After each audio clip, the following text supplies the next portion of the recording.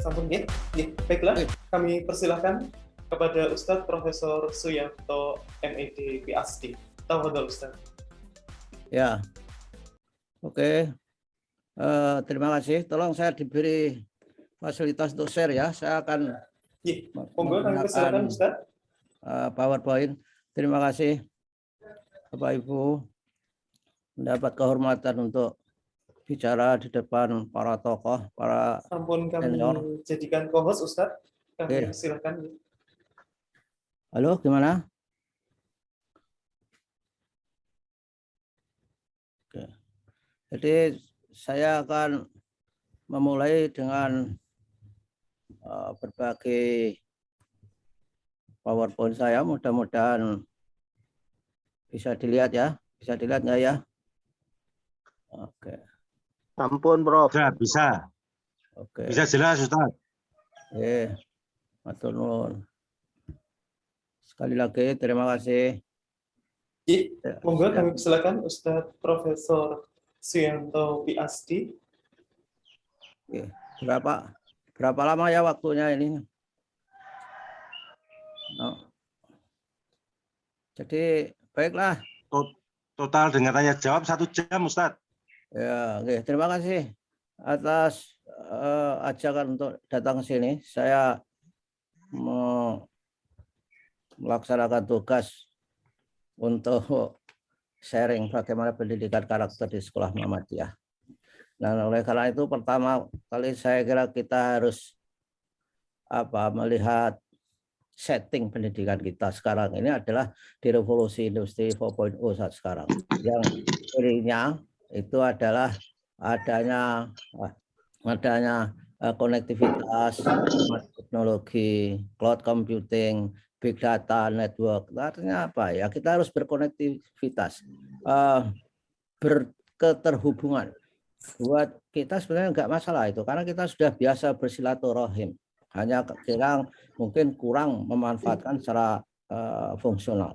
Kemudian harus ketersambungannya itu baik teknologi, orang, program, dan big data. Kita harus mulai memiliki big data. Saya kira di sekolah Muhammadiyah kalau memiliki big data itu ibaratnya sudah seperti negara dalam negara saja. Karena dengan big data itu mudah menguasai sesuatu urusan karena datanya banyak, sehingga misalkan saja GoFood, Gojek, Grab itu semua kan memanfaatkan big data ya. Kalau GoFood itu big data mengenai orang-orang yang lapar, orang yang bisa berjualan, big data mengenai orang yang punya motor mau ngantar dan sebagainya. Jadi revolusi industri 4.0 itu ada yang namanya artificial intelligence, jadi inteligensi buatan, dan juga yang paling dahsyat dan fenomenal itu IoT, Internet of Things. Jadi semuanya itu ditaruh di internet. Dan prinsip ke depan itu pendidikan itu memenuhi syarat harus mobile, kemudian integrated, dan juga berikutnya adalah personalized. Nah itu IoT sangat dipentingkan, sangat perlu. Sehingga siapa saja sekarang ini bisa memilih ustadz, memilih tokoh, ulama, atau siapa saja mencari ilmu agama di YouTube misalnya, sesuai dengan corak dan warna kesenangannya sendiri-sendiri. Nah itu sebagai pengantarnya. Nah berikutnya ini fenomena di dunia akibat dari revolusi industri 4.0 itu berubah semua. Jadi sekolah Muhammadiyah juga harus berubah. Siapa yang tidak berubah, ini karakter institusi misalnya saja. Jadi produk-produk dunia yang fenomenal karena nggak bisa berubah langsung mati, seperti laptop Sony, Fujitsu misalnya saja, Toshiba nggak ada lagi saudara melihatnya. Juga HP misalnya Nokia, BlackBerry, karena tidak bisa berubah dan nggak bisa menyesuaikan diri. Oleh karena itu di sekolah Muhammadiyah persoalan adjustment ini karakter yang penting untuk dibiasakan, untuk dihabituasikan. Itu kan sudah biasa itu di ajaran kita. Adjustment itu ya kita bagaimana menyesuaikan. Oleh karena itu orang disarankan secara moral, secara spiritual itu diminta untuk bergaul dengan sesama orang yang iman misalkan saja. Itu kan penting untuk menyesuaikan diri dalam hidupnya. Nah, ini biangnya adalah internet ini luar biasa, dan internet itu sekarang orang Indonesia itu sudah 196,7 juta yang akses, tapi belum digunakan untuk hal-hal memberdayakan dirinya. Karena belajar sepanjang hayat itu merupakan pilihan untuk hidup abad 21. Dan itu adalah ajaran agama Islam yang luar biasa, bahwa kita dituntut belajar sejak dari ayunan sampai liang lahat.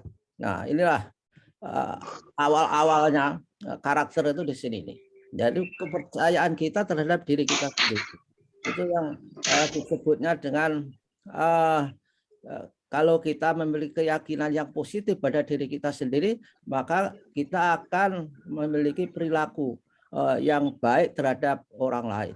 Jadi ini penting bagi guru, misalnya guru di Muhammadiyah, kita harus, saya mohon audionya SD Tegalrejo supaya dimatikan karena mengganggu yang lain. Ya, SD Muhammadiyah Tegalrejo. Saudara Elia atau siapa itu, dimatikan ya mikrofonnya, mohon maaf. Nah, jadi kalau kita memiliki husnuzon pada siswa, maka kita akan berpengaruh pada perilaku kita kepada siswa. Yang perilaku kita terhadap siswa itu akhirnya juga membuat keyakinan siswa itu juga positif terhadap diri mereka. Yang itu pada hakikatnya akan mempengaruhi juga perilaku orang lain terhadap orang lain. Dan ini memutar saja kalau husnuzon itu tadi, sehingga membuat situasi proses belajar itu menjadi kondusif. Kalau sejak awal kita itu mengatakan bahwa siswa ini nggak bisa belajar, nggak kooperatif, nggak pernah sopan dan sebagainya, kita sangat dipengaruhi oleh perilaku itu. Nah, karena perilaku seperti itu merugikan siswa. Coba lihat nih, transformasi gejala yang luar biasa. Semuanya berubah. Toko-toko yang misalkan toko fisik berubah ke marketplace. Semuanya begitu. Banyak supermarket besar, kecil, bangkrut. Nah, sekolah Muhammadiyah harus mengantisipasi. Besok tahun 2035, sekolah-sekolah Muhammadiyah itu tidak bisa lagi menawarkan untuk mencari siswa itu brandingnya adalah gedung, tidak bisa lagi. Karena semakin menuju ke 2035, di mana IoT, Artificial Intelligence akan mendominasi proses pengambilan keputusan, proses kehidupan manusia, maka yang akan menonjol yang nanti adalah persoalan-persoalan digital. Ayo sekolah di sekolah saya. Di sini ada network yang luar biasa. Anda bisa tersambung ke seluruh dunia. Anda bisa tersambung ke pusat-pusat pengetahuan di mana saja. Iklannya begitu. Bukan, ayo sekolah ke SMA Muhammadiyah 1 misalnya saja. Di sana punya gedung bertingkat. Enggak laku lagi kalau seperti itu. Nah, oleh karenanya harus bersiap-siap diri untuk hal yang seperti itu. Nah, kemudian berikutnya inilah 60% anak-anak kita ini tidak tahu menghadapi jenis pekerjaan seperti apa. Nah, coba lihat 10 pekerjaan yang harus dikuasai orang supaya hidupnya hebat. Ini dalam arti sukses apa yang dia lakukan dalam menghadapi revolusi industri 4.0 selalu berubah dari 2015 saja ke 2020. Perubahannya luar biasa ya. Nih, lihat. Tapi yang perlu kita beri highlight adalah ini karakter, kreativitas. Kreativitas itu karakter. Jadi guru-guru yang nggak kreatif itu juga tidak bisa membangun karakter siswanya. Dari hari ke hari perilakunya sama saja, omongannya sama saja, tidak ada breakthrough, tidak ada terobosan-terobosan dalam bidang pembelajaran, dalam bidang bagaimana cara bergaul dengan siswanya dan sebagainya. Nah, ini kita lihat misalnya kreativitas misalnya ya, ini naik kan, critical thinking jadi 4 jadi 2. Juga creativity itu juga dari bawah sendiri bisa naik menjadi 3. Sehingga di mana saja orang-orang yang tidak kreatif, masa depannya itu tidak akan terlalu banyak mendapatkan tempat. Nah, sekarang apa saja yang tidak kreatif? Tentu saja yang tidak kreatif itu tidak akan mengundang orang untuk misalnya mensupport. Nah, dalam bisnis saja sekarang ini yang dijual itu kreativitas. Bukan lagi persoalan modal besar dan sebagainya. Kalau orang kreatif, modal itu akan datang dengan sendirinya. Ini tahun 2022 juga berubah lagi, top 10 skill yang harus dikuasai, apalagi tahun 2025 juga berubah. Nah, yang ingin kita sampaikan di sini adalah perubahan itu begitu cepatnya. Sehingga kita perlu menanamkan karakter kepada siswa-siswa di sekolah Muhammadiyah itu untuk tetap bisa melakukan adjustment. Jadi proses-proses penyesuaian diri itu harus menjadi pelajaran, harus menjadi praktek-praktek atau kultur di sekolah itu. Tidak saja masalah akademik.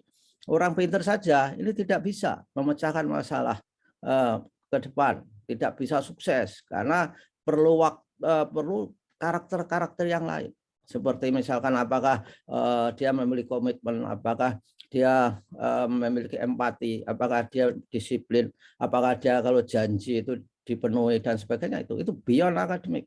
Nah, kalau dari sisi lain itu juga menjadi masalah growth mindset.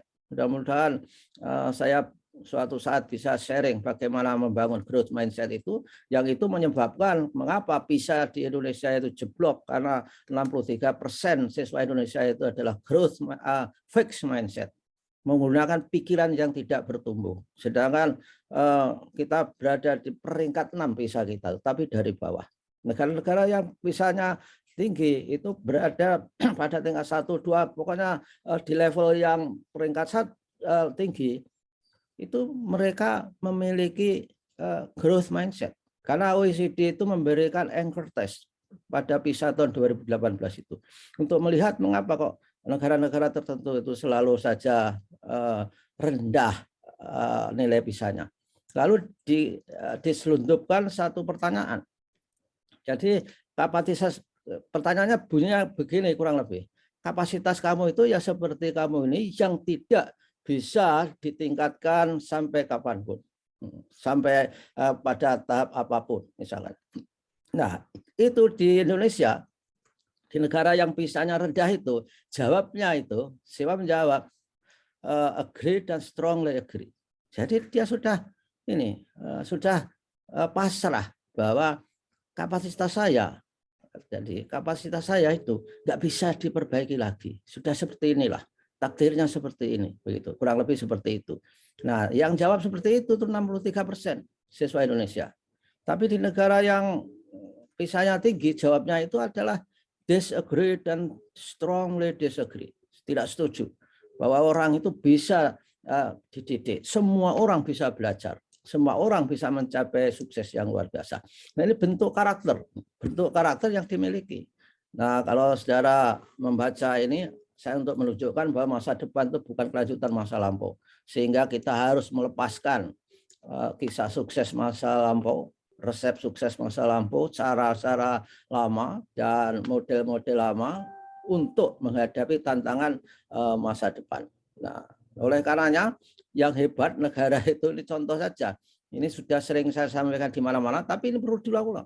Bahwa seperti pengajian lah harus diulang-ulang, bahwa ini karena nilai ini penting, bahwa keunggulan suatu negara itu hanya ditentukan inovasi dan kreativitas 45%, ini sangat karakter, ini inovasi dan kreativitas. Kemudian networking, ini juga karakter, jadi kerjasama berjejaring 25%, pengetahuan teknologi ini 20%, sumber alam itu 10%. Jadi sumber alam itu sangat tidak penting untuk mencapai kemakmuran suatu bangsa. Singapura itu nggak punya sumber alam, tapi makmur sekali karena memiliki inovasi dan kreativitas, mempunyai networking yang baik, memiliki pengetahuan dan teknologi yang baik. Kita itu luar biasa, sumber alamnya melimpah, apa saja ada. Dan namun pendapatan per kapitanya baru 5 ribuan dolar per tahun. Sedangkan Singapura sudah 40 ribu dolar per tahun. Nah, apa yang dilakukan karena inovasinya nggak pernah berhenti. Saya kira sekolah Muhammadiyah juga harus seperti itu. Saya waktu masih bekerja di Jakarta, itu ada sekolah Muhammadiyah, kalau nggak keliru di Tarakan sana, daerah Nunukan itu, sekolahnya nggak laku. Nggak laku, setelah biasa orang Muhammadiyah mendirikan sekolah nggak laku, operasinya door to door, bagi seragam, suruh sekolah, dan sebagainya. Tapi di samping itu ada inovasi teknologi yang sederhana, 15 tahun lalu masih sederhana. Apa inovasinya? Anak-anak itu diberi suruh presensi, kalau datang itu klik presensinya itu sekedar digital, dan begitu diklik ada pesan kepada orang tua. Alhamdulillah putri ibu sudah ada di sekolah. Mudah-mudahan bisa belajar dan mendapatkan hidayah. Diberi pesan seperti itu. Tapi kalau misalnya saja belum, itu semua diberi message. Sampai saat ini putra-putri Anda belum berada di bangku sekolah. Mudah-mudahan mereka berada di tempat yang tidak salah. Misalkan seperti itu. Nah, tahun 2 tahun berikutnya, meludak itu siswanya. Karena itu memiliki suatu inovasi. Saya dengar juga ada di Surabaya itu sekolah yang tidak laku. Lalu diubah sekolahnya menjadi sekolah inovatif katanya. Sekolah inovatif itu diapakan? Sekolah inovatif itu adalah sekolah yang diubah dari praktek lama. Jadi bangkunya nggak ada, kemudian lesehan, pintunya juga diubah, tidak dari depan, dari belakang. Semua karya ditaruh di tembok-tembok, sehingga Saudara Hermin dari Muga tolong dimatikan, sehingga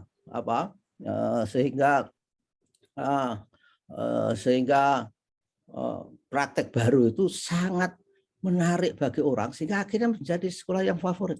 Inilah pentingnya terobosan-terobosan, dan itu hanya bisa dilakukan ketika guru-guru dan kepala sekolahnya memiliki leadership dan memiliki karakter yang kuat.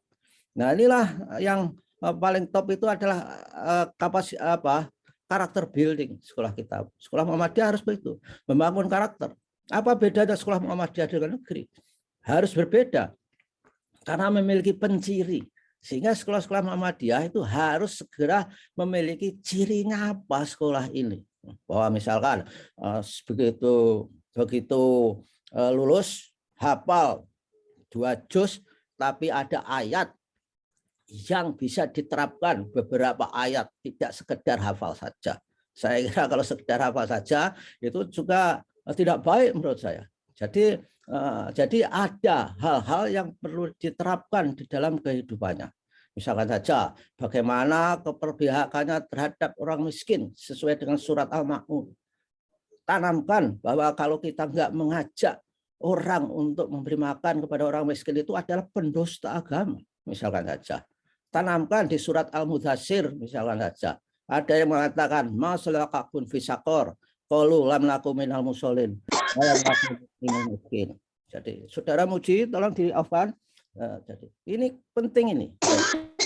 Sekali. Ya, terima kasih saudara Muji Rahayuningsih. Nah, begitulah seperti ini culture ini seperti itu. Karakter yang harus bisa ditempa kepada siswa kita. Diberikan kultur, diberikan peluang. Kalau nggak begitu, ini saya kira siswa-siswa kita nggak punya penciri. Apakah sekolah Muhammadiyah kita ini pencirinya ada siswanya santun, kemudian pakainya rapi, hormat pada orang tua. Gimana cara membrandingkan itu? Itu karakter, persoalan karakter itu. Nah, oleh karena itu saya kira ini tadi ada peserta yang mencoba mencoret-coret, ya salah arah di Zoom. Jadi ya memang kulturnya belum, sekolah Muhammadiyah kultur digitalnya belum hebat juga ya. Jadi kita harus belajar bersama. Jadi ada yang menggerakkan cursor tapi jadinya mencoret-coret. Mudah-mudahan itu tidak disengaja. Saya kira tidak disengaja. Jadi sekolah Muhammadiyah harus keluar, siswanya harus keluar dari buta huruf abad 21. Buta huruf abad 21 itu ialah orang-orang bukan yang tidak bisa baca tulis, bisa baca tulis saja tidak menjamin bahwa itu tidak buta huruf di abad 21. Yang buta huruf abad 21 itu adalah orang-orang yang tidak bisa belajar, tidak bisa membuang hasil belajar yang tidak relevan, dan tidak bisa belajar kembali untuk memiliki pembaruan terhadap ilmu dan praktek-praktek kehidupan. Nah, oleh karenanya semangat bahwa di sekolah Muhammadiyah ini guru, siswa ini harus siap untuk melakukan lifelong learning. Seperti saya punya channel YouTube di suyanto.id. Kalau Anda semua masuk di situ banyak sekali pengetahuan untuk guru, sejak penelitian tindakan kelas, bagaimana belajar bahasa Inggris, bagaimana kesehatan, bagaimana growth mindset. Ini juga sudah saya bagikan modulnya di Dasmen, tapi saya tidak tahu. Tapi kelihatannya enggak dipedulikan secara kelompok, secara organisasi, dan enggak banyak yang tertarik. Ya memang di dunia begitu. Jadi yang tertarik itu sedikit. Makanya orang sukses itu jumlahnya lebih sedikit daripada orang yang tidak sukses. Karena aksesnya kepada internet dan sebagainya itu belum kita manfaatkan untuk semangat belajar sepanjang hayat itu tadi. Nah, oleh karenanya saya kira orang-orang yang memiliki ilmu yang tidak relevan, mengajar di sekolah-sekolah Muhammadiyah itu harus dihilangkan ilmunya. Jadi yang selalu saya beri contoh ringan-ringan, saya ulang-ulang di mana-mana itu ya persoalan ke toilet saja, toilet duduk ditongkrongi. Itu orang buta huruf abad 21. Masak di rumah menggunakan magic chair, ini saya ulang-ulang ini untuk mencari contoh yang mengena pada diri kita. Jadi ibu-ibu itu kalau masak di rumah memakai magic chair atau memakai rice cooker itu pasti pakai jari, satu ruas jari tinggi airnya. Padahal di situ itu sudah ada strip-strip di ketelnya itu. Mengapa harus pakai jari? Karena buta huruf abad 21. Nah, soal ini kan soal individu, soal ke toilet, soal masak nasi itu persoalan personal. Bolehlah silahkan hidup secara personal. Tapi kalau soal mengajar, hal-hal yang ilmu lama masih dipakai, misalnya di kelas itu bahwa guru menganggap adalah orang yang paling hebat di kelas, itu sudah kuno. Sekarang semangatnya itu sharing, apa-apa itu sharing. Ekonomi saja sharing, namanya sharing ekonomi. Jadi pengusaha sekarang kalau mau berbisnis tidak harus memiliki semua faktor produksi, sharing. Nggak punya tapi bisa memanfaatkan bersama fungsinya. Nah, sama mengajar. Mengajar itu sekarang di zaman IoT itu tidak dijamin bahwa guru lebih pintar. Siswa juga bisa karena melalui browsing mendapatkan pengetahuan. Asal browsingnya itu tidak masuk tersesat. Mengapa saya membuka YouTube itu karena semangatnya adalah untuk amar ma'ruf media sosial. Media sosial kita itu banyak sekali yang porno itu ya, maaf ya, porno sekali. Pertanyaan-pertanyaan kehidupan hubungan suami istri itu dipublikasikan secara vulgar terbuka dan itu sangat membuat sensasional terhadap orang-orang yang seusia siswa untuk melihat. Sekali ditayangkan, itu yang nonton berapa? 10 juta. Saya khawatir dari 10 juta itu ada ratusan atau ribuan anak-anak kita. Makanya saya membuat YouTube suyanto.id itu untuk memberi alternatif atau bahkan untuk amar ma'ruf medsos agar ada konten alternatif. Walaupun saya sadar bahwa tidak akan menang melawan mereka. Tapi kalau kita tidak berbuat, itu akan termasuk orang-orang yang lemah imannya. Maka mari rame-rame membuat YouTube. Dan mari kita saling share. Itu caranya membuat kesadaran kolektif terhadap karakter yang ingin kita bangun di dalam Muhammadiyah atau bahkan dalam negeri ini. Nah, berikutnya ini sama, ini amanat undang-undang, saudara sudah tahu, hanya untuk mengingatkan saja bahwa undang-undang kita itu undang Sekdinas yang itu dulu zaman Pak Yahya Muhaimin, itu saya ketuanya yang membuat draft undang-undang Sekdinas bersama teman-teman yang lain. Dan waktu itu diprotes banyak orang karena kita memasukkan memasukkan ayat bahwa guru pendidikan agama harus diajarkan oleh orang yang beragama sama dengan siswa. Wow, itu resistensinya luar biasa. Dan kata-kata iman dan takwa itu juga resistensinya luar biasa. Ini untuk sekedar mengingat pada sejarah masa lampau. Nah, inilah karakter yang kita maui. Karakter itu prinsipnya ada dua, performance karakter dan moral karakter. Apa performance itu? Performance itu ya komitmen, kemudian penetapan tujuan, punya tujuan, etika kerja, determinasi, itu bagaimana kita janji kepada diri kita sendiri.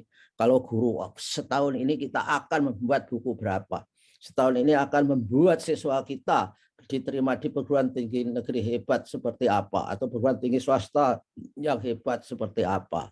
Self confidence, percaya diri. Percaya diri, jadi guru itu nggak boleh ingah-ingih, itu harus percaya diri. Bahkan ada ilmunya yang disebut dengan self efficacy. Jadi harus percaya diri supaya siswanya juga percaya bahwa Anda bisa. Namun tidak boleh berbohong. Dalam dunia ilmu, salah itu boleh, tapi berbohong yang tidak boleh. Saya kira agama kita juga begitu. Berbohong itu mendekati cirinya tipis-tipis dengan orang yang munafik. Dan harus punya inisiatif, kreativitas, yaitu performance karakter, yaitu karakter kinerja. Yang berikutnya di sisi lain ada karakter moral. Karakter moral itu apa ya? Respect, menghargai, bertanggung jawab. Guru kalau diberi tugas bertanggung jawab. Kepala sekolah bertugas bertanggung jawab. Siswa bertanggung jawab. Ini perlu ditanamkan semuanya. Caranya itu ya diberi tugas-tugas. Seperti di Jepang itu biasa siswa membersihkan kelasnya, kamar mandinya. Itu bagian dari tanggung jawab mereka. Kemudian compassion itu saling mencintai, tidak ada saling membenci. Itu di agama kita kan sudah biasa saja itu sebetulnya. Bahwa kita akan diberi label orang yang tidak sempurna imannya sebelum kita mencintai orang lain apa yang kita cintai untuk dirinya, misalkan saja. Kemudian humanity, kemanusiaan, itu dalam ajaran kita luar biasa itu kemanusiaan. Membantu orang yang lemah itu luar biasa. Bahkan Allah itu berfirman, orang-orang beriman yang mengerjakan kebajikan itu akan mendapatkan surga di mana di bawahnya mengalir sungai-sungai dan juga mengalir banyak hal yang indah dan sebagainya, dijanjikan seperti itu. Nah, ini kemanusiaan, punya integritas, tidak gampang luntur, tidak gampang maaf, tidak gampang pelintat-pelintut terhadap sebuah ajaran, misalnya ajaran kita, norma kita itu kita punya norma, tidak harus ditegakkan. Kemudian adil, dan adil itu juga ajaran kita luar biasa di surat Al-Maidah itu. Bahwa kita itu harus adil, tidak boleh berbuat tidak adil kepada orang lain gara-gara karena kita benci kepada mereka. Lalu butuh apa lagi? Sekolah Muhammadiyah. Semuanya punya nilai-nilai itu. Tinggal mau tidak.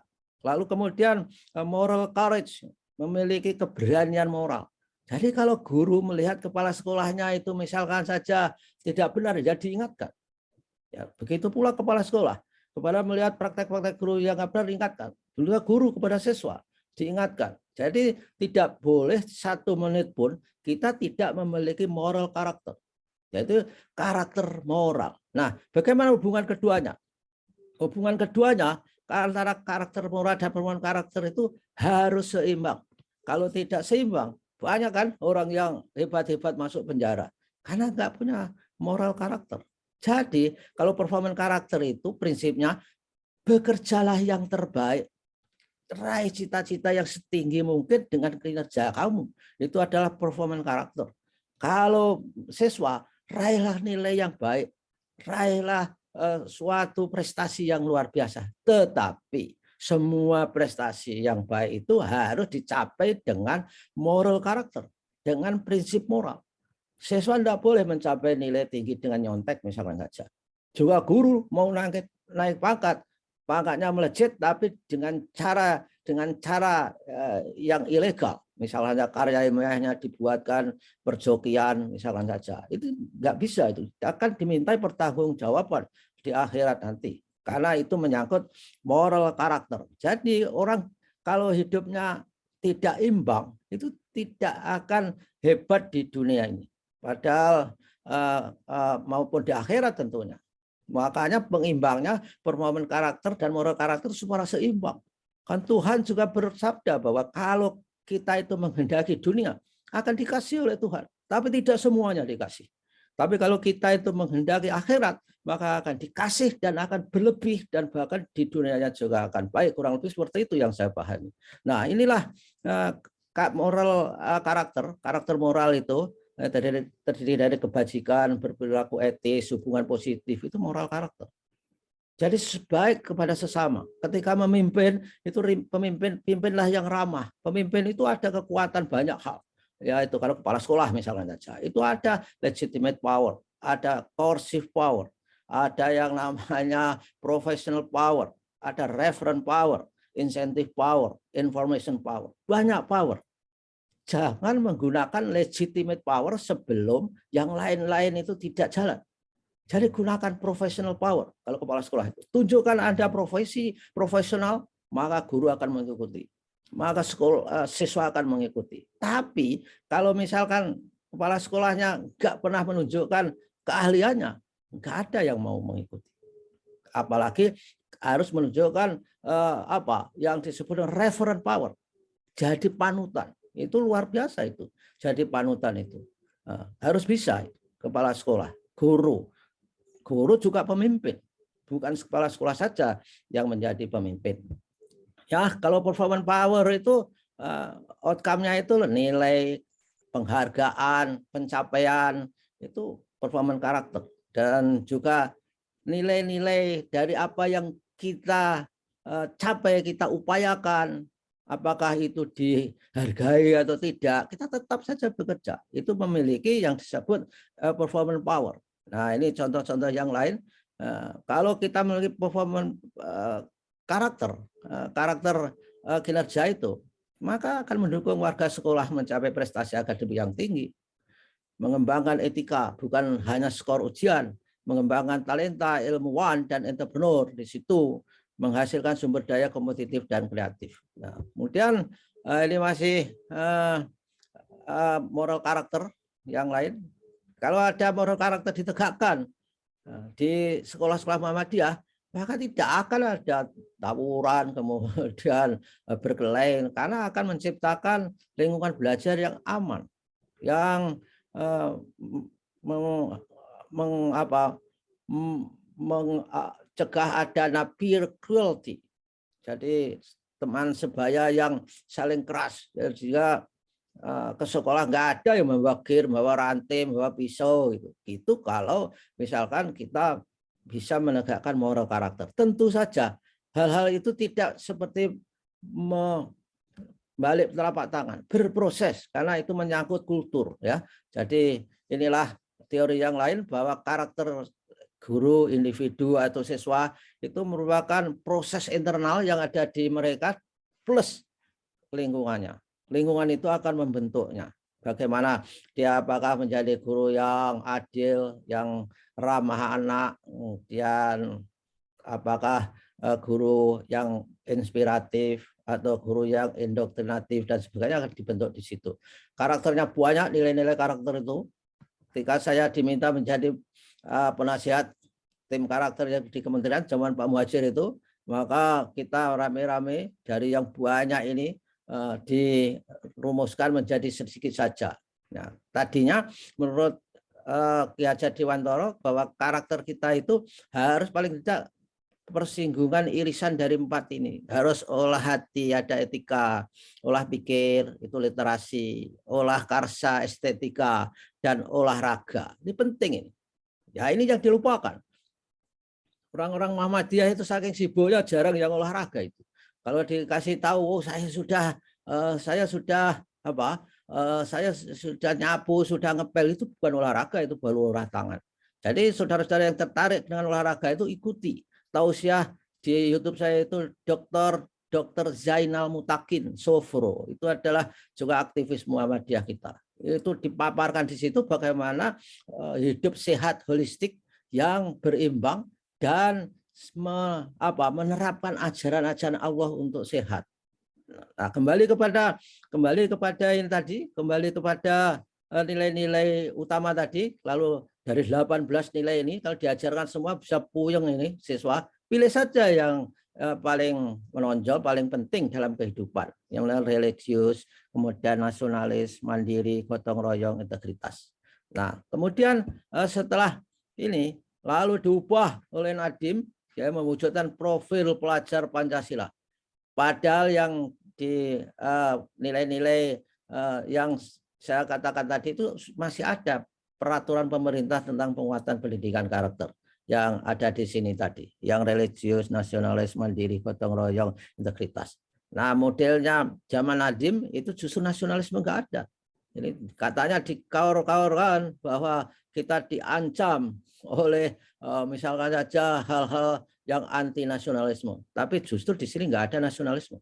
Hanya mengatakan indikatornya pelajar Pancasila yang itu jadikan sentrum dari karakter adalah bernalar secara kritis, kemandirian, kreatif, kemudian gotong royong, kemudian kebinekaan global, dan beriman bertakwa kepada Tuhan Yang Maha Esa. Itu saja hampir hilang bertakwa kepada Tuhan Yang Maha Esa. Setelah rame-rame diingatkan, maka dimunculkan. Tadinya hanya beriman dan berakhlak mulia. Hanya berakhlak mulia yang ditonjolkan tadinya. Nah, inilah cara menerapkan pendidikan karakter itu ya berbasis kelas, berbasis budaya, berbasis masyarakat. Dan berbasis kelas itu memang kelas itu harus merupakan tempat kawah candra di muka untuk membangun karakter anak-anak kita di kelas. Maunya apa saja karakter yang ingin ditampilkan. Kemudian berbasis budaya, ya bangunlah budaya. Budaya itu apa? Budaya itu adalah values and practice. Budaya tentu saja dari nilai-nilai. Ya nilai agama kita bawa ke dalam budaya sekolah itu. Ya disiplin, budaya bersih. Budaya bersih itu enggak gampang. Padahal ajaran kita itu diawali dari pelajaran untuk bersih, untuk bersuci. Nah, itu dibudayakan, bersih misalnya saja. Misalkan budaya menghormati orang. Nah, itu dipraktekkan, itu baru terdapat budaya. Lalu berbasis masyarakat tentu saja kita nggak bisa mengontrol secara sempurna karena masyarakat itu sangat luas dan kita nggak punya kendali. Itu pemerintah saya kira yang harus ada, dan tentu kita berbasis masyarakat itu artinya memanfaatkan potensi masyarakat untuk mengembangkan karakter di sekolah-sekolah kita. Misal memanggil tokoh-tokoh kita, tokoh-tokoh Muhammadiyah yang hebat dibawa ke sekolah supaya menjadi model. Karena orang belajar menggunakan model itu jauh lebih cepat. Karena ada teori role modeling, ada teori vicarious learning theory. Orang hanya dengan melihat itu cepat menginternalisasi nilai-nilai dan dalam proses belajarnya. Sehingga kalau disistematikan dan mengajarkan karakter di sekolah Muhammadiyah itu ya memang harus diajarkan pengetahuannya, lalu dibiasakan, lalu dilatih secara konsisten menjadi kebiasaan, kemudian menjadi karakter dan menjadi budaya. Ini proses-prosesnya. Sehingga saya katakan bahwa karakter itu tidak begitu saja bisa diterima dalam waktu 1 jam, 2 jam. Sehingga yang paling penting itu adalah kita menanamkan pada 3 hal ini. Moral knowing, moral feeling, moral action. Jadi bagaimana pengetahuan moralnya itu, apa yang boleh, apa yang tidak, itu harus tahu. Tapi tidak sekedar tahu. Kan di agama kita kan juga dikutuk orang-orang yang tahu tapi tidak melaksanakan apa yang dia ketahui. Kemudian moral feeling itu dihayati, kemudian moral action itu dilaksanakan. Ini juga ajaran agama kita sebetulnya, tapi disistematisasikan oleh orang-orang Amerika di sini. Nah, itulah persoalannya. Sehingga kalau menuntut kalau mengikuti Ki Hajar ya niteni, niroke, nambahi. Ya itu saja saya kira. Nah, kemudian yang berikutnya ini skill-skill yang harus kita ajarkan yang bersinggungan dengan karakter, ya literasi, numerasi, kemudian literasi sains, literasi IT, dan literasi finansial, literasi civic kewargaan. Literasi finansial itu juga penting, karena kalau nggak memiliki literasi finansial itu juga tidak religius menurut Islam. Bahwa boros segala macam itu temanan setan itu menurut ajaran kita. Oleh karenanya kita harus bisa memanfaatkan bagaimana sistem keuangan kita itu menurut nilai-nilai yang akan kita tegakkan. Harus punya literasi keuangan. Berapa yang harus dimanfaatkan untuk konsumsi, berapa yang harus dimanfaatkan misalkan untuk sedekah, itu harus punya rencana sebagai harus diajarkan kepada anak-anak kita itu. Karena untuk mengajar sedekah itu tidak gampang itu. Orang sangat pikir karena itu sudah saya kira di surat surat Ma'arij ya, itu bahwa manusia itu pada prinsipnya suka keluh kesah. Begitu diberi kelonggaran, diberi ekonomi yang baik, langsung kikir. Bayangkan. Nah, ini kan disindir oleh Tuhan. Oleh karena itu sindiran-sindiran saya itu diangkat menjadi fenomena untuk diajarkan menjadi pendidikan karakter di sekolah kita. Jadi itu yang sangat menjanjikan karena kita syarat akan nilai-nilai itu. Nah, ini dari motor nilai saja. Jadi, secara Darwinto, tolong di off-kan ya. Jadi audio saudara mengganggu di sini. Nah, terima kasih. Nah, berikutnya tentang kompetensinya. Apa yang harus dimiliki dalam kompetensi kita itu? Ialah apa yang disebut dengan critical thinking, yang disebut dengan 4C. Itu harus diajarkan ke dalam siswa kita itu. Berpikir kritis. Yang berikutnya itu kreativitas. Yang berikutnya komunikasi. Yang berikutnya ada kolaborasi. Ini penting 4 ini. Ya. Ini kalau enggak dimiliki secara baik, kita sulit menyiapkan anak-anak kita untuk bisa bersaing di dunia pekerjaan di revolusi industri 4.0. Saya berpikir kritis itu penting. Kalau enggak gampang tipu hoax, gampang ditipu oleh IT. Kreativitas penting. Karena kalau tidak kreatif tidak bisa menyesuaikan diri, tidak bisa beradaptasi.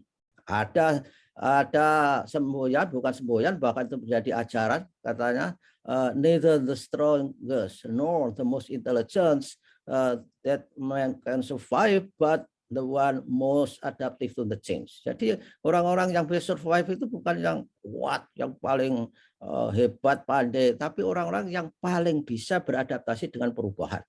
Dunia ini tidak ada yang abadi. Semuanya tidak abadi. Yang abadi adalah perubahan. Dan perubahan sekarang ini sangat luar biasa, sulit diprediksi, bahkan dirumuskan dalam istilah yang namanya VUCA, yaitu volatile, uncertain, kemudian complex, dan ambiguous. Jadi tiba-tiba saja sulit diprediksikan itu. Nah, berikutnya ini kompetensinya juga harus punya, yaitu curiosity. Jadi guru di Muhammadiyah harus memiliki hasrat ingin tahu yang tinggi. Begitu siswanya harus diajarkan. Sehingga mengajarkan itu yang penting atau learning how to learn. Bukan zamannya mengajarkan hafalan-hafalan, tapi learning how to learn. Hafalan-hafalan itu sudah dikerjakan artificial intelligence dengan baik. Semua pengetahuan sudah bisa dicari di Google. Ke depan guru itu perannya untuk mengajarkan pengetahuan semakin sedikit, semakin berkurang. Tapi peran dalam pendidikan karakter itu semakin banyak, semakin tinggi. Sehingga hal-hal yang bersifat pengetahuan rutin itu sudah bisa dikerjakan oleh artificial intelligence. Dan punya inisiatif, punya persisten, great persisten itu tahan banting atau resiliensi. Ini syaratnya harus sehat tadi. Kalau sehat harus olahraga. Bahkan di dalam Al-Quran itu diingatkan kita tidak boleh meninggalkan generasi-generasi yang lemah. Yang oleh karena itu olahraga itu penting. Adaptif ya, dan artinya punya leadership, punya kepemimpinan. Ini sangat luar biasa kepemimpinan ini. Jangan pernah melewatkan momentum. Saya lihat kepemimpinan kita itu kurang tumbuh dengan baik. Jadi orang-orang kita itu kalau di seminar itu saya lihat selalu saja berbondong-bondong mengambil tempat yang di belakang. Padahal di depan itu kan ajaran sholat. Soft pertama itu katanya ganjarannya dapat unta atau apa gitu. Tapi itu nggak pernah dibawa ke dalam kehidupannya. Kalau waktu luring itu mahasiswa saya itu berbondong-bondong duduk di belakang. Itu menunjukkan leadership yang kurang memadai. Juga di masjid-masjid ya, itu orang-orang yang bisa mengimami itu saling menunggu supaya tidak dia gitu loh. Padahal itu kan merupakan kewajiban. Itu bagian dari leadership saya kira. Ya, juga termasuk bagaimana praktek imam segala macam itu menurut saya itu sangat terkait real leadership di dalam beribadah. Sehingga antara gerakan, antara komando itu bisa dilihat kan kata dia mimpin itu seperti apa.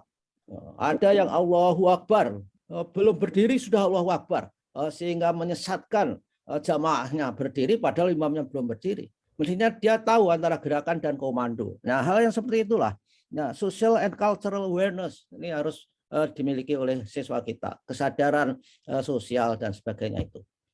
Nah, ini jadi guru itu, kepala sekolah, siapapun itu yang menginspirasi. Kalau dalam pendidikan ya sama dengan pimpinan daerah juga perlu menginspirasi kepada sekolah, kepada yang lain. Menginspirasi itu adalah hal yang sangat penting supaya orang punya imajinasi, punya mimpi. Jadi siswa-siswa kita diajari berimajinasi. Karena imajinasi itu adalah lebih penting dari teknologi. Tapi kita harus mimpi yang setinggi-tingginya. Bangun tidur, mimpi, harus bekerja menurut mimpinya. Jangan sampai mimpi, bangun tidur, balik tidur lagi. Ini saya kira merupakan kultur kita. Habis mimpi, tidur lagi. Tidak pernah melaksanakan apa yang diimpikan, atau bahkan tidak pernah mimpi karena misalkan kurang gizi sehingga tidurnya enggak nyenyak sehingga enggak timbul mimpi. Nah, oleh karenanya saya kira guru ini menentukan keberhasilan proses belajar mengajar yang menekankan aspek learning how to learn. Nah, begitulah saudara-saudara, ini saya kira dua terakhir. Nah, bagaimana pendidikan di Muhammadiyah itu?